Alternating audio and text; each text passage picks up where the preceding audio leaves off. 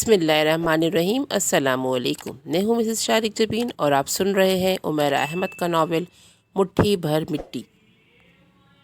फुहार बंद हो गई है। मैंने चंद गहरे सांस लेकर इस ताज़ा हवा को अपने अंदर उतारा। मेरे कदम एक बार फिर तेज़ हो गए। सड़क पर अब भी लोग नज़र आ रहे हैं। बारिश के आसार ने किसी को भी परेशान नहीं किया। जाहिर है ये सर्दियों की बारिश नहीं है। अब मेरे सामने अलीमुद्दीन हाशमी चुस्त चाल चलते हुए आ रहे हैं। उनके पीछे राइफल हाथ में लिए इनका गार्ड भी है। इनके हाथ में एक मोबाइल है जिस पर वो बात कर रहे हैं। इनका बेटा यूनिवर्सिटी में मेरा स्टूडेंट रह चुका है। वो दूर से मुझे देखते हुए मुस्कुराते हैं और सर के इशारे से सलाम करते हुए फ़ोन पर बात जारी रखते हैं। मैं भी सर के इशारे से इनके सलाम का जवाब देता हूँ। वो फ़ोन पर किसी से कह रहे हैं, लॉ एंड ऑर्डर तो तबाह हो गया है इस मुल्क में। अकेले निकलने की तो हिम्मत ही नहीं होती। पिछले माह पीएसओ के मैनेजिंग डायरेक्टर शौकत मिर्ज़ा का कत्ल हो गया। 1.5 हफ्ता पहले सदर साहब कह रहे थे कि मैं इस मुल्क के बारे में क्या करूं, मेरा बस नहीं चलता। आप खुद सोचें, अगर सदर ये कहे कि मैं शौकत मिर्ज़ा की बीवी से अफसोस करते हुए इसे ये यकीन दहाने भी नहीं करवा सका कि कातिल पकड़े जाएंगे या नहीं, तो मेरा और आपका क्या होगा? हम और आप तो किस खेत की मूली हैं।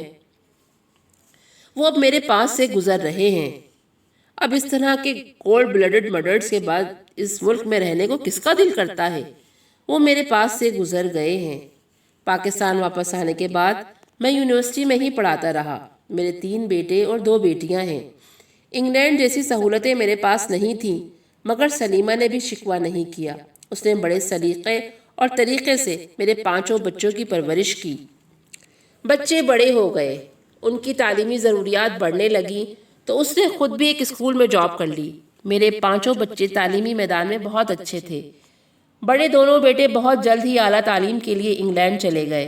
इन दोनों की पैदाइश वहाँ हुई थी और उनके पास नेशनलिटी थी। वो हाई स्कूल के बाद ही वहाँ जाकर काम करने के साथ साथ तालीम हासिल करते रहे। सबसे बड़े बेटे ने लंदन स्कूल ऑफ इकनॉमिक्स से डिग्री हासिल की। दूसरे ने भी वहीं से तालीम हासिल की।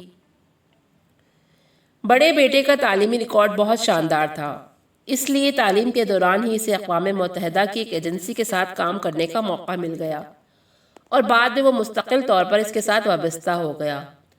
खलीक भी डिग्री हासिल करने के बाद लंदन ही में एक मल्टी नेशनल कंपनी में काम करने लगा। बड़ी बेटी MBBS करने के बाद इन दोनों के पास चली गई। वहाँ उसने स्पेशलाइजेशन की। छोटी बेटी फ़िज़िक्स में MSc करने के बाद एक कॉलेज में पढ़ाने लगी। सबसे छोटा बेटा नौमान, हाँ, वो पाक फ़ौज में था। 2 साल पहले कारगिल में शहीद हो गया। मेरा सांस काफ़ी तेज़ हो गया है। अगर हवा इतनी ठंडी ना होती तो अब तक पसीने से भीगा होता। तेज़ चलते हुए जब तक पसीना ना आए, आप समझें आपको चलने का कोई फ़ायदा नहीं हुआ, बल्कि ये समझें आपने वॉक की ही नहीं। मेरे कानों में किसी की आवाज़ लहराई। आवाज़ नहीं थी, हिदायत थी। किसकी थी? मैं मुस्कुराया। बड़े बेटे शाहिद ने लंदन में अपनी मर्जी से अपनी एक पाकिस्तानी क्लास फेलो से शादी की। फ़ायका सलमान अच्छी लड़की है, मिलनसार, महज़्ज़ब, समझदार और खूबसूरत, ख़ानदानी मगर मादा परस्त। इन दोनों के 2 बेटे हैं। आजकल शाहिद और फ़ायका छोटे बेटे ज़ुबैर के साथ मेरे पास आए हैं चंद रोज़ रहने के लिए। शायद मुस्तकिल तौर पर पाकिस्तान आने के लिए तैयार नहीं हुआ। मेरे समझाने के बावजूद भी, यहाँ मेरा कोई फ्यूचर नहीं है बाबा। मैं बहुत आगे जाना चाहता हूँ। ये मुल्क हर लिहाज से पीछे है। कभी कभार आने के लिए ठीक है, मगर हमेशा के लिए नहीं। वैसे भी फ़ायका इसी शर्त पर मुझसे शादी पर तैयार हुई है कि हम हमेशा बाहर ही रहेंगे। अमेरिका हो चाहे यूरोप का कोई भी मुल्क, मगर पाकिस्तान नहीं। जो मैरा ज़िंदगी हम चाहते हैं वो ये मुल्क हमें दे ही नहीं सकता। मेरे बेटे की कई साल पहले की साफ गोई वो पहला झटका था जो मुझे और सलीमा को लगा। कई दिन हम दोनों एक दूसरे से नज़रें चुराते रहे। हमें बेयकीनी थी कि हमारा बेटा ये सब कह रहा था। इस वक्त हमारे 3 बच्चे बाहर थे और 2 हमारे साथ थे। हमने फैसला किया कि इन दोनों को बाहर नहीं भेजेंगे। खुशकिस्मती से मेरे दोनों छोटे बच्चों ने भी इस पर एतराज़ नहीं किया। मेरी बड़ी बेटी आलिया की मंगनी मेरे कुलीग के बेटे से हो चुकी थी। वो भी वही इंग्लैंड में स्पेशलाइजेशन के लिए जाने वाला था। اور ہمارا خیال تھا کہ ہم دونوں کے جلد ہی شادی کر دیں گے۔ دوسرے بیٹے خلیق سے بات کرنے کے بعد سلیمہ نے اس کی منگنی اپنی بہن کی چھوٹی بیٹی سے کر دی جو ایک کالج میں پڑھا رہی تھی۔ شاید ایک حفاظتی قدم تھا۔ ہمارا خیال تھا یہاں کی لڑکی سے شادی کے بعد وہ مستقل طور پر باہر سیٹل ہونے کا نہیں سوچے گا، وہ اسے پاکستان لے آئے گی۔ ایسا نہیں ہوا۔ صالحہ سے شادی کے کچھ عرصے کے بعد خلیق نے بھی یہی کہا کہ وہ پاکستان سیٹل ہونا نہیں چاہتا۔ اس بار سلیمہ نے اپنی بہن کے ذریعے اپنی بہو پر دباؤ ڈالنے کی کوشش کی، مگر اس کی بہن نے سلیمہ سے کہا، صالحہ پاکستان میں رہنا نہیں چاہتی، یہاں کچھ بھی ٹھیک نہیں ہے، زبردستی ان لوگوں کو واپس بلانے کی کیا ضرورت ہے؟ ان لوگوں نے پاکستان کی خدمت کا ٹھیکہ تو نہیں اٹھا رکھا، اور میرا خیال ہے میری بیٹی سمجھدار ہے، وہ بالکل صحیح کہہ رہی ہے۔ اس کے کچھ خواب ہیں، پاکستان آخر دے کیا سکتا ہے ان دونوں کو؟ تم دوبارہ اس سلسلے میں مجھ سے بات نہ کرنا۔ وہ دونوں میاں بیوی اپنے مستقبل کے بارے میں زیادہ بہتر طریقے سے سوچ سکتے ہیں۔ سلیمہ بہن کے گھر سے بالکل خاموشی سے واپس آ گئی۔ اگلے 2 ہفتے وہ بیمار رہی۔ اس کا بخار اترنے کا نام ہی نہیں لیتا تھا۔ میں جانتا تھا یہ بخار نہیں تھا، یہ بے بسی اور شرمندگی تھی۔ اس کا خیال تھا کہ وہ اولاد کی اچھی تربیت نہیں کر پائی۔ صدیقہ ہماری چھوٹی بیٹی ہے، اس کی شادی ہم نے اس کی مرضی سے کی۔ اس کا ایک کلاس فیلو اعظم تھا جو فزکس میں ڈگری حاصل کرنے کے بعد اٹامک انرجی کمیشن کے ساتھ منسلک ہو گیا۔ مالی طور پر وہ کسی بہت امیر کبیر خاندان سے تعلق نہیں رکھتا تھا، مگر اچھا لڑکا تھا، اور پھر صدیقہ کا پسند تھا۔ دونوں بہت اچھی زندگی گزار رہے تھے۔ بڑی بیٹی عالیہ بھی کچھ عرصہ باہر رہی، پھر عبداللہ کے ساتھ شادی کے بعد واپس پاکستان آ گئی۔ چھوٹے بیٹے نعمان نے بھی اپنی پسند سے شادی کی۔ اس کی بیوی کرن شروع سے اس کے ساتھ اسکول میں پڑھتی رہی۔ دونوں خاندان بہت اچھی طرح ایک دوسرے سے واقف تھے۔ FSC کے بعد نعمان آرمی میں چلا گیا، اور پھر جب وہ اکیڈمی سے پاس آؤٹ ہوا تو ہم نے ان کی شادی کر دی۔ آرمی میں جانا نعمان کی اپنی خواہش تھی۔ باقی بچوں کی طرح ہم نے اسے بھی اپنی مرضی کا پروفیشن چننے کا اختیار دیا، اور ہاں، میں نے اسے آرمی جوائن کرتے ہوئے مٹی کی وہ پوٹلی بھی دی تھی۔ وہ فوج میں میجر کے طور پر کام کر رہا تھا جب کارگل کی جنگ شروع ہوئی، اور وہ ان آفیسرز میں شامل تھا جنہوں نے کارگل آپریشن کے لیے خود کو رضاکارانہ پیش کیا تھا۔ وہ ان فوجیوں میں شامل تھا جو کارگل کی جنگ شروع ہونے سے بہت پہلے سردیوں کے موسم میں ان پہاڑوں پر قبضہ کرنے گئے تھے جنہیں برف باری شروع ہونے سے پہلے ہر سال انڈین فوج چھوڑ کر چلی جاتی تھی۔ ہم کشمیر کو ہائی لائٹ کرنے کے علاوہ اور کچھ کرنا نہیں چاہتے۔ ان چوٹیوں پر ہم قبضہ کر سکتے ہیں، مگر ہم جب تک وہاں رہیں گے دنیا اس علاقے کو دیکھتی رہے گی، اس کے بارے میں بات کرے گی۔ ان لوگوں نے اس علاقے میں کئی بار بارڈر کراس کیا ہے، اب یہ خود کو سورما سمجھنے لگے ہیں۔ جب ان کا دل چاہے گا یہ منہ اٹھا کر ادھر گشت کرنے نکل پڑیں گے۔ ایک بار ہم ان کو یہ بتانا چاہتے ہیں کہ اب اگلی دفعہ کوشش ان کو کتنی مہنگی پڑے گی۔ میں چاہتا ہوں کہ آپ مجھے دعا دیں کہ میں شہید ہو جاؤں۔ جانے سے ایک رات پہلے نعمان نے مجھے یہ سب کچھ کہا تھا۔ آپ امی اور کرن کو کچھ مت بتائیں۔ میں کرن سے صاف یہ کہہ کر جا رہا ہوں کہ ایکسرسائز پر جا رہا ہوں، چند ماہ لگ جائیں گے، مگر ہو سکتا ہے میں دوبارہ کبھی نہ آ سکوں۔ کرن میرے فون کا انتظار کرے گی، مگر آپ کسی نہ کسی بہانے سے اسے ٹالتے رہیے گا۔ کبھی کبھار یہ کہہ دیں کہ آپ نے مجھ سے فون پر بات کی تھی، یا اگر وہ گھر سے باہر ہو تو آپ کہہ دیں کہ میں نے فون کیا تھا۔ میں اسے شہادت کی دعا نہیں دے سکا، میں اتنا بہادر باپ نہیں تھا، مگر میں اسے کامیابی کی دعا دی۔ بعد میں مجھے احساس ہوا شہادت ہی اس کی کامیابی تھی۔ اگلے کئی ماہ گھر سے اس کا رابطہ منقطع رہا۔ میں اسی طرح کرن کو بہلاتا رہا۔ سردیاں ختم ہونے کے بعد انڈین آرمی نے دوبارہ ان مورچوں کی طرف جانے کی کوشش کی جن کو وہ سردیوں میں خالی کر آئے تھے، اور تب انہیں احساس ہوا کہ وہ مورچے خالی نہیں تھے، وہاں پر کچھ لوگ موجود تھے۔ ان کے الزامات ٹھیک تھے، یہ مجاہدین نہیں ہو سکتے تھے۔ ہزاروں فٹ اونچی برف کی بنجر چوٹیوں کو اسلحے سمیت سردیوں میں سر کرنے والے غیر تربیت یافتہ مجاہدین کیسے ہو سکتے تھے؟ ہندوستان کی چیخ و پکار شروع ہو گئی۔ ٹی وی چینلز اور اخبارات نے طوفان اٹھا دیا، اور پھر ایک دن میری بہو کرن نے مجھ سے پوچھا، ابو نعمان کارگل میں ہے نا؟ میں بول نہیں سکا۔ اس نے دوبارہ کوئی سوال نہیں کیا، وہ اٹھ کر چلی گئی۔ فوجیوں کی بیویاں سوالات کرنے کی عادی نہیں ہوتی، یا کم از کم اس طرح کے سوالات۔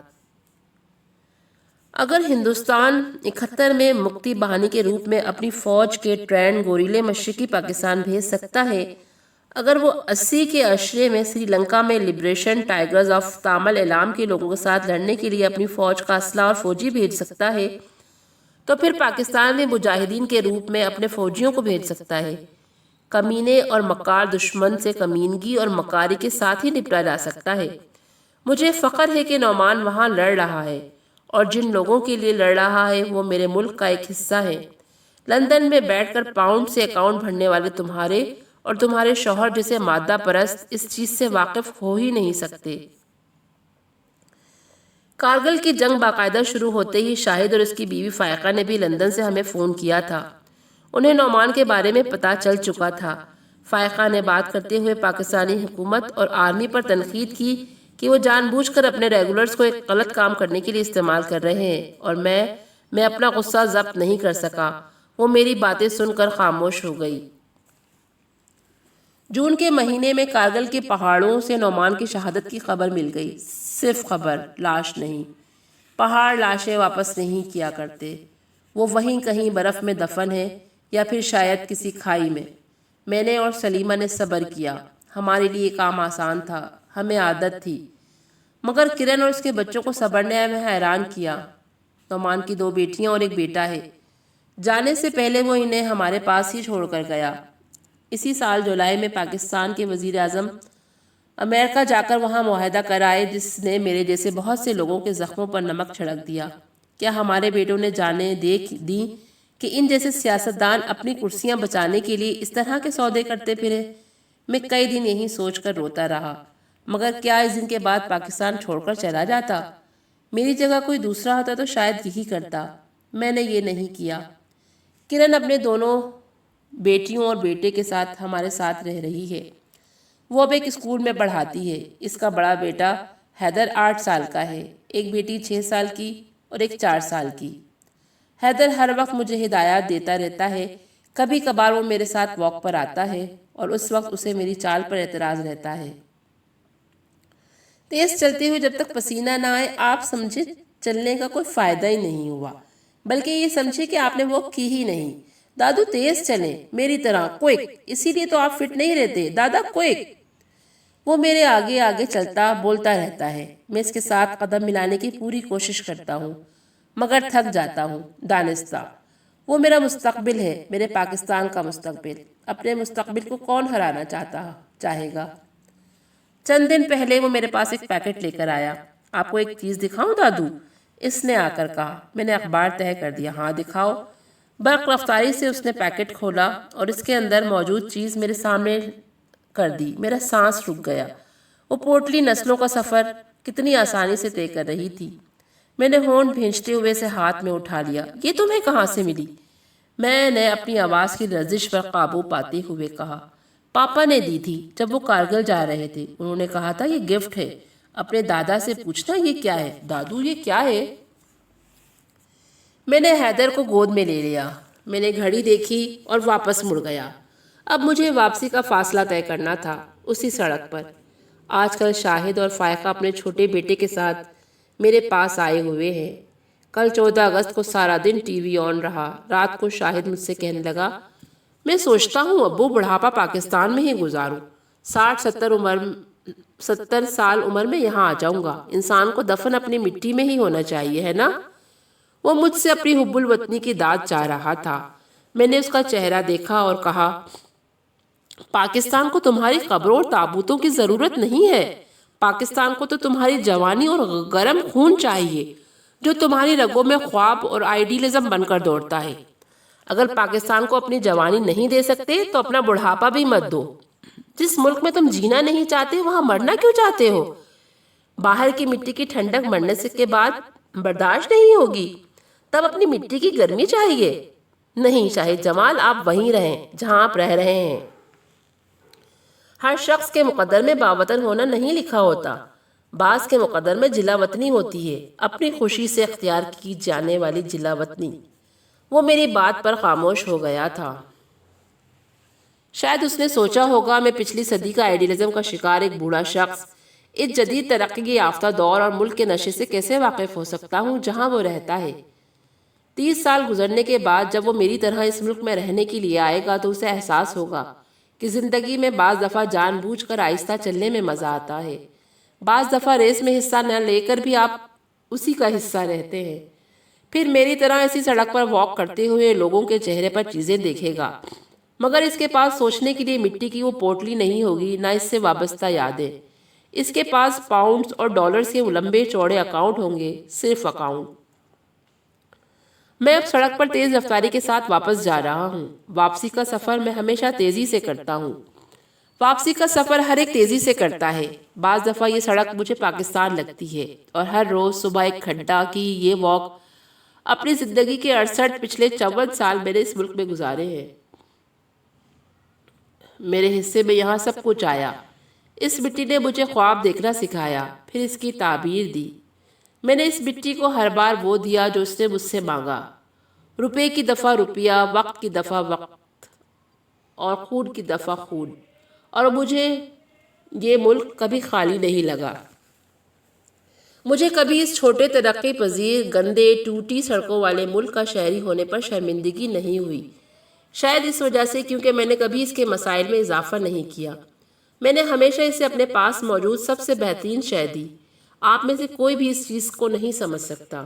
آج آپ سے آپ کا گھر چھین لیا جائے اور پھر آپ لڑتے جھگڑتے میری طرح خون دے کر اس گھر کو واپس لیں تو پھر وہ آپ کو ٹوٹا پھوٹا گندا گھر جنت سے کم نہیں لگے گا۔ تب آپ کو اس کی دیوار پر ہاتھ نہیں رکھنے دیں گے، کہاں یہ کہ کسی کو اندر آنے دیں۔ میں نے اپنے ڈرائنگ روم میں وہ میڈل رکھا ہوا ہے جو نعمان کی شہادت کے بعد دیا گیا تھا۔